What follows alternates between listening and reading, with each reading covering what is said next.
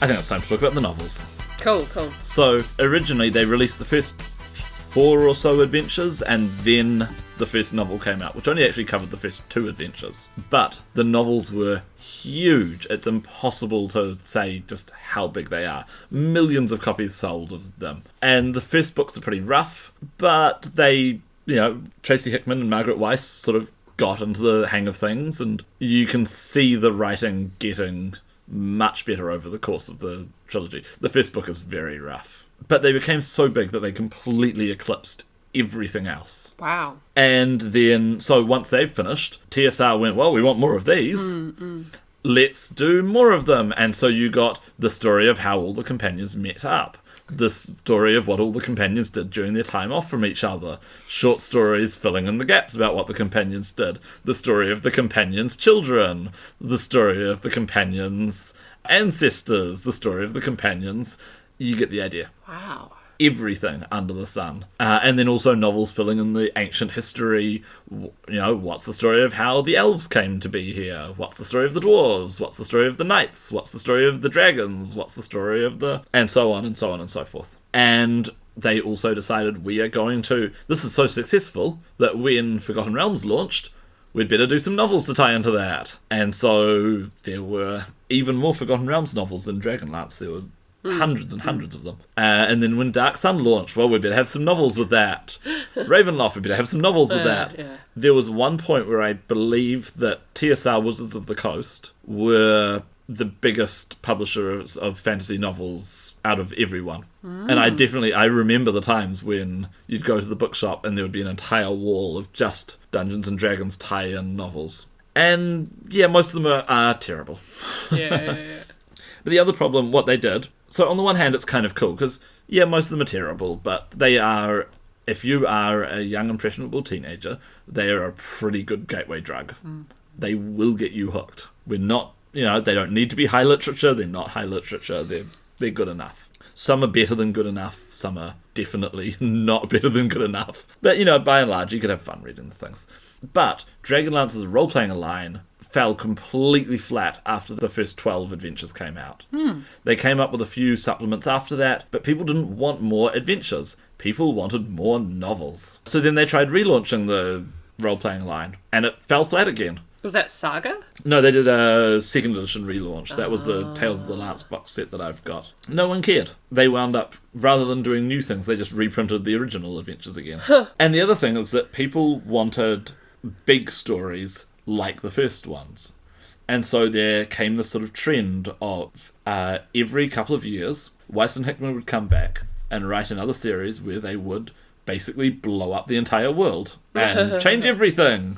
But it was making money, so then they'd do it again and again and again. And so they came back, they wrote another book where they blew up the world, killed off just about everybody. The Father of the Gods came back and set everything on fire, and everyone had to team up and punch him. Sounds sort of to me like Marvel Comics, where everything ramps up and up and up, and you've got to have something big happen to sell more copies. Pretty much. That was meant to be the final book. And when you read it, you could be like, oh, the story is over now. This is the end.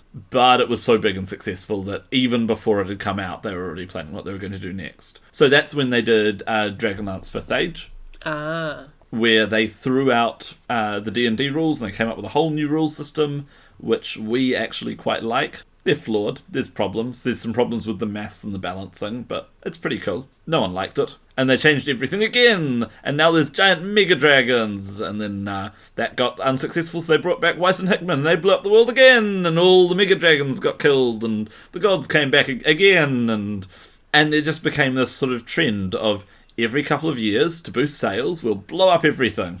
All your role-playing products are now irrelevant, because everybody in them is gone, and we've rolled the timeline forward another generation or whatever. So yes, Dragonlance never really took off as a role-playing world as a result. After the original adventures, which got reprinted 3 times, in 3rd edition it came the closest. It got licensed out to some fans. Margaret Weiss herself, her company, wound up getting the license to produce things, and they actually did some really good, solid books, which, the Dragonlance fans are like, that's the good stuff.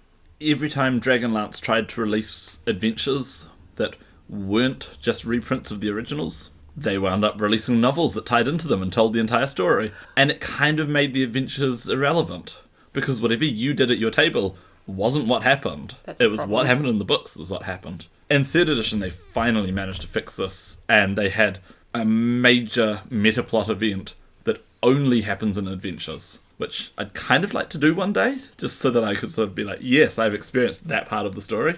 At the same time, I don't really want to run a level 1 to 20 3rd edition campaign. Oof. Yeah, maybe we could use a different system. Maybe we could use Saga. I really like Saga. Yeah, it's a nice system. But yes, Dragonlance as a role-playing setting just never really took off, while the novels just continued to do gangbusters over and over and over. Weiss and Hickman got brought back to write another story that would be the final story of the whole thing. 1, 2, 3, 4 more times? 3, 4 more times? Yes. But in the end, the novels sort of petered out, and Dragonlance sort of limped towards a conclusion in the end. They got Weiss and Hickman back to tell the untold stories that happened during the original trilogy, published book 1 and 2, and then just sort of stopped. And then a couple of years later, they finally went, okay, I guess you can have the 3rd book in the trilogy, and that was it. So, not with a bang, but with a whimper. It was going to be more. There was going to be more because, as we discussed last time, with 5th edition being huge, Weiss and Hickman approached Wizards of the Coast and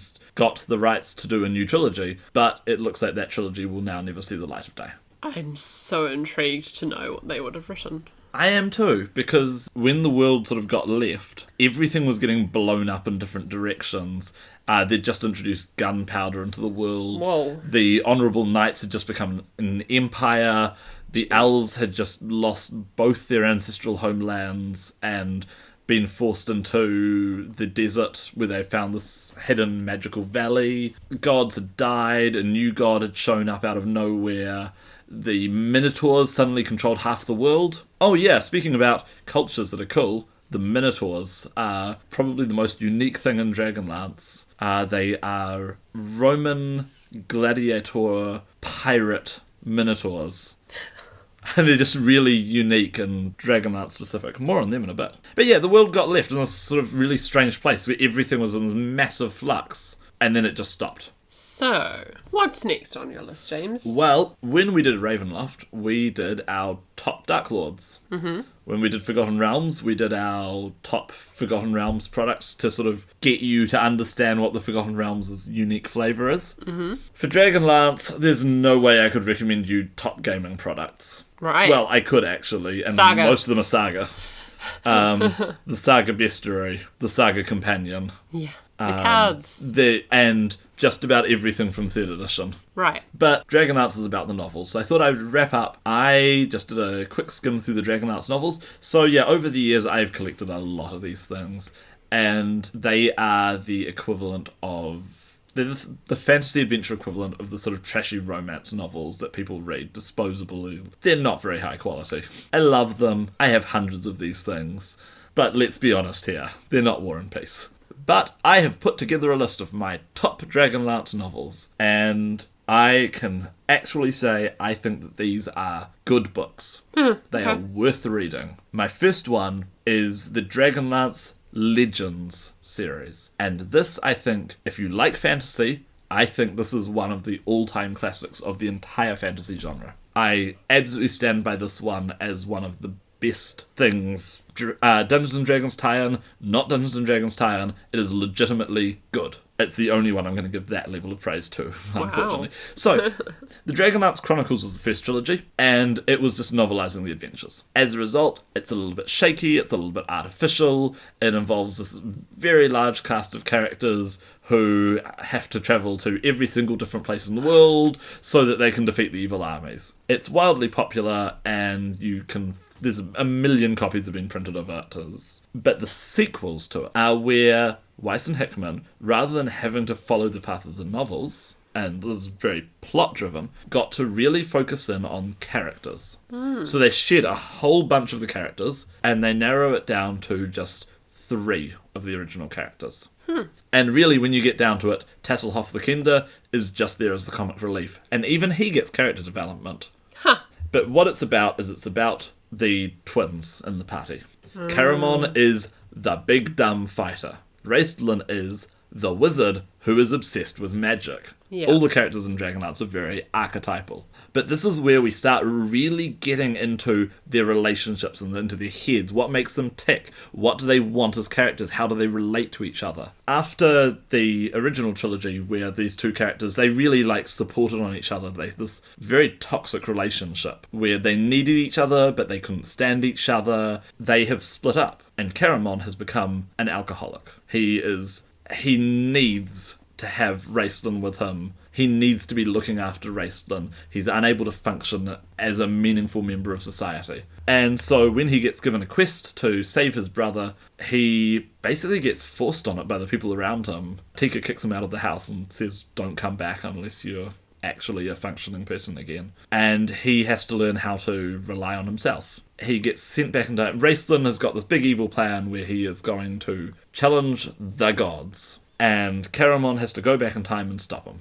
And he gets told, we are sending you back in time so that all the wizards who are responsible for creating Raistlin and manipulating his life to turn him into this weapon, and then he gets told by the wizards, we are sending you back in time so that you can save a soul. And what he doesn't realise is that the soul he is saving is his own. And meanwhile, Raistlin has to go through this massive master plan to challenge the gods, but he has to examine himself, his history, where he's come from, who he's willing to manipulate, who he's willing to hurt, and yeah, it's just a really good character-driven trilogy. So, highly recommended. The next one's not quite on that level, but if you want some good fun fantasy books, my next recommendation is The Legend of Humour by Richard A. Knack. So I said that after they'd done the original series, there were a lot of flashbacks and tie-in novels where they'd elaborate on some of the history. And a major part of the history is Humour, who's sort of the great paladin hero of the knighthood, who fought the Queen of Darkness the last time that she came into the world, and he was responsible for defeating her and banishing her back in the day.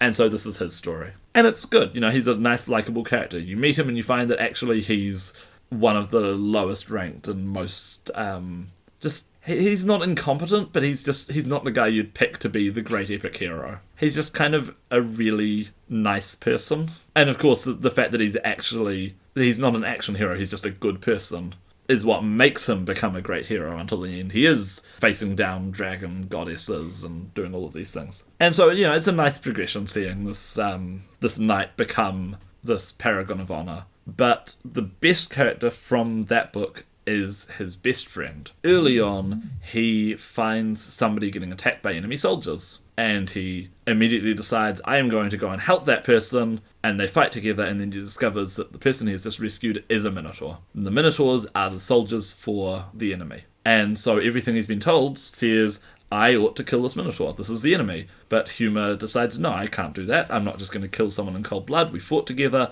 I'm going to treat you like you're a person. And they become friends. And the Minotaur's name is Kaz. And Kaz comes from this sort of institutionalized evil culture where he's been raised as a slave soldier. He's got a lot of honor, but it's really messed up and twisted. And through his friendship, he challenges Humour, but Humour also challenges him and makes him evolve as a character until he gets a much more complex idea of what honor is. And then at the end of the Legend of Humour book, Humour dies. Spoilers!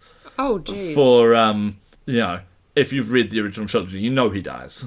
But Kaz became so popular that he got his own little spin-off series, and so he'd pop up in books occasionally, telling his ongoing adventures as the person who could kind of understand where everyone was coming from and tried to live up to his best friend's example. Cool. And I thought he was a really cool character. And through him, you got a exploration of the Minotaur's culture. My third recommendation is the King Priest trilogy. And this is really popular amongst the Dragonlance fans. So, in Dragonlance's backstory, after Humour defeated the queen of the evil gods, the five-headed dragon, Tiamat, though her name is different in Dragonlance because reasons, there came a time where good won and spread its influence all across the world and then became awful. Oh no. And this is the story of how that happened. Huh. And it really gets into this sort of Byzantine religious culture, which has started to turn on itself, because there's really no evil left. There's not much in the way of enemies left, and so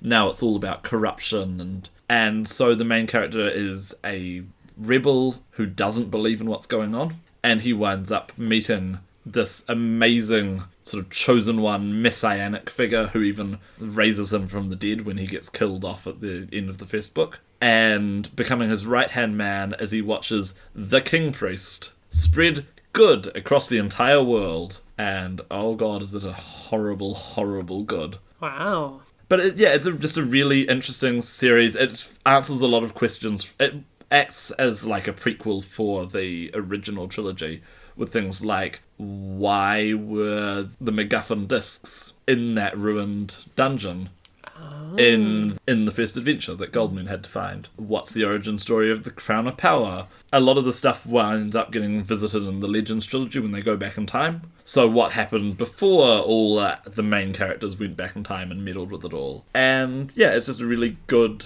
fantasy story. And similarly to that one, my fourth recommendation is the Urgoth trilogy, which is by Paul Thompson and Tonya Cook. They did a lot of stuff, and I always enjoyed all of their books that they wrote. They did a lot of stuff with elves, and I was a elf fanboy back in the day, so I enjoyed all of those ones. But this is probably their best trilogy. It's about a farm boy who becomes a general for a historic empire, and gets more and more involved in all the politics of this massive, influential, imperialistic, decaying, corrupt culture.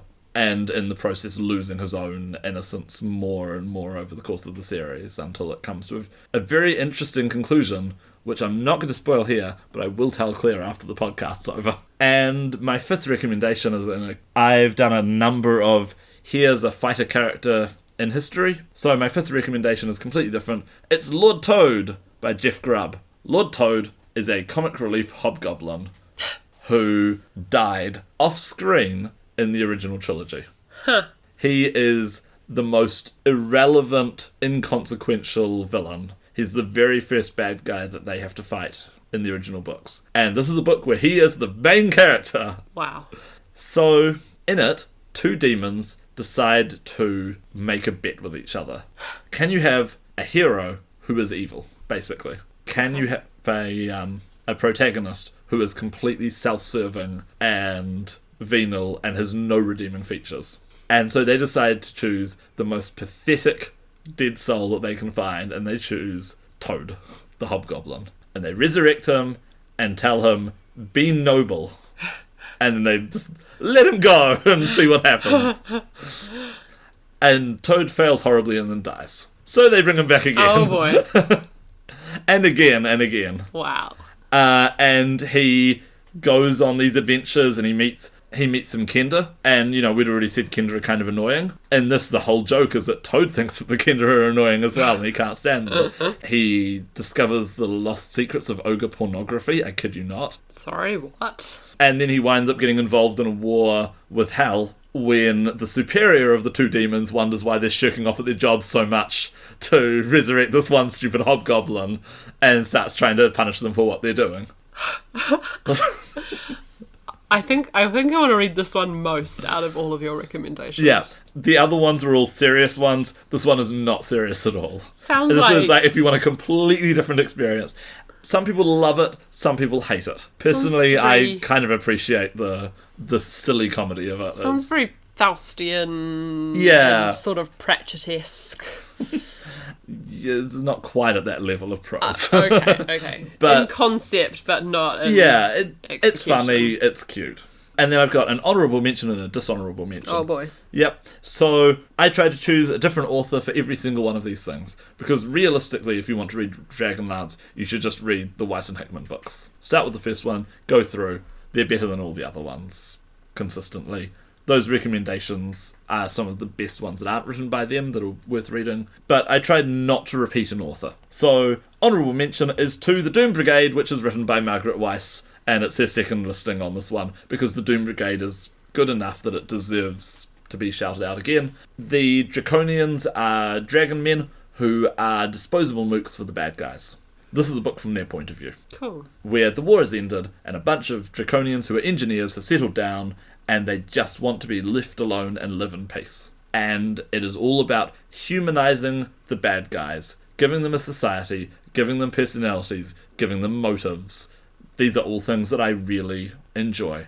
And so, yeah, they're living mostly peacefully in a valley near the dwarves when the armies of evil rock up again and say, well done, you're recruited again. And the Draconians go, we don't actually want to be recruited particularly. What we want is to live. There's only one problem. When Draconians were invented, they only made male Draconians. Their entire species is going to go extinct. Wow. And so it's about how they deal with all of these things, deal with their problems more by being clever and being good engineers rather than punching out things, and try to figure out what place they should have in the world. There's something quite nice about it. Yeah. I like that. Yeah. What's your dishonourable mention? And my dishonourable mention is to the Dragonlance movie. Oh God. Oh God. There's a movie? No. Okay. No, there isn't. Okay, good. Do not watch the Dragonlance movie. What Dragonlance movie? It doesn't exist. So, there is a Dragonlance movie. There was going to be a whole series of them, but only the first one got made because it's so awful. Ugh. So it's an animated movie. They actually got some top voice actors in to play this. So you've got Lucy Lawless as Goldmoon. You've got I don't remember his name. Michael someone. He was Lex Luthor in Smallville. Oh, okay, that guy. That guy, yeah.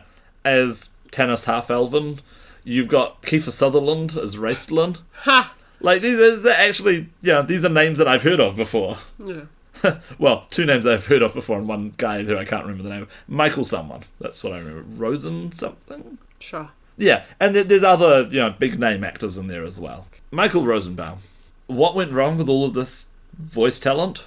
Well, firstly, the story's not great. In trying to collapse the first book, which is like 450 pages, into a 90-minute animated movie, they have to make some severe cuts. I remember one bit where the characters sneak into a dragon's hoard and then argue so loudly they wake it up, which is not what happens in the book, but that's how they managed to... That's what they decided to do to make that scene work for them, is just, what's the dumbest choice? And, they give characters story arcs to make them work, but they're very clumsy, ham-fisted ones. To be fair, it's more than the story arcs that they had in the book, which is not much of one. But the real problem, dear God, the animation is awful. Oh, okay. Oh, it's so painful. So, like, what are we talking? So, it was made in, the 2010s? Really? Really? Maybe like the late 2000s to the early 2010s. That's the sort of time frame it got made. Oh, I thought you were going to tell me, like, the 90s. It looks like it's from the 90s. Or the 80s. Oh boy. The whole thing has the animation quality of He-Man. Maybe worse. What? How can you be worse than He-Man? Really... He-Man actually, like, when they're animating over the people... He-Man's charming. He-Man is totally charming. But, like... Yeah, and yes, they rotoscope over real athletes to get all the poses and everything. Yeah. But, like, did they do it digitally? Is that why it's so bad, or...? It just looks awful. But I now need to see it just to understand. Put in CGI. And that CGI really looks like it's from the 80s or the early 90s. This is CGI that, when it came out, was about 20 to 30 years out of date. It is so painful to watch. It is... Words cannot express how bad this movie looks. So, good voice actors, bad adaptation, stab your eyes out bad visuals. God damn. Wow, this has been an extremely negative review of something that I love. It wasn't overwhelmingly negative. It was pretty negative, let's be honest here. Anyway, I, for one, would be interested to see if any Dragonlance products come out in the future. Wizards of the Coast have said that they are planning to revisit some old settings. But given what just happened with Hickman and Weiss, I'm not sure. Given that, it seems like maybe Dragonlance was going to be one of them. Whether it still is, we'll see. Yeah. They also sort of did a spiritual sequel to Dragonlance with the first two, the Tyranny of Dragons Adventures. Oh, okay. Is meant to be inspired by Dragonlance sort of a story. I think really these days Dragonlance is most significant as a historical artifact. As this... You've been listening to Antiques Roadshow. Tune in again next week for we dissect the game of chess. To be fair, that would be quite interesting, and maybe we should do chess. Yeah. Maybe we should watch The Queen's Gambit and do an episode on chess. And the history of chess, all the pieces used to do different things. The current rules for the Queen I didn't know were like, you can't do that, said fuddy-duddy people when they got made up. You know what? Let's not talk about this right now, but We're wasting good material. I think, well, maybe we're going to talk about chess. Maybe we're going to talk about one of the oldest games. But yeah, have you read any of the Dragonlance books? You are talking to an audience of perhaps 0. Yeah. I don't know. Somebody came to watch our Ravenloft video and tell me what I got wrong. We got a Lord Soth person in the house. We did.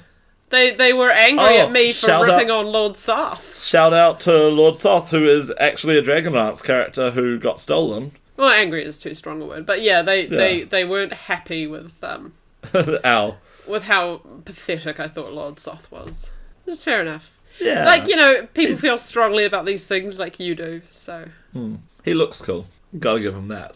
Well, this wraps up our retrospective on Dragonlance. Thank you for sharing your knowledge, James. And this was just skimming over the surface of I know. my Dragonlance knowledge. But I don't think I can take much more. Maybe I should do a series where I review all the Dragonlance books one by one.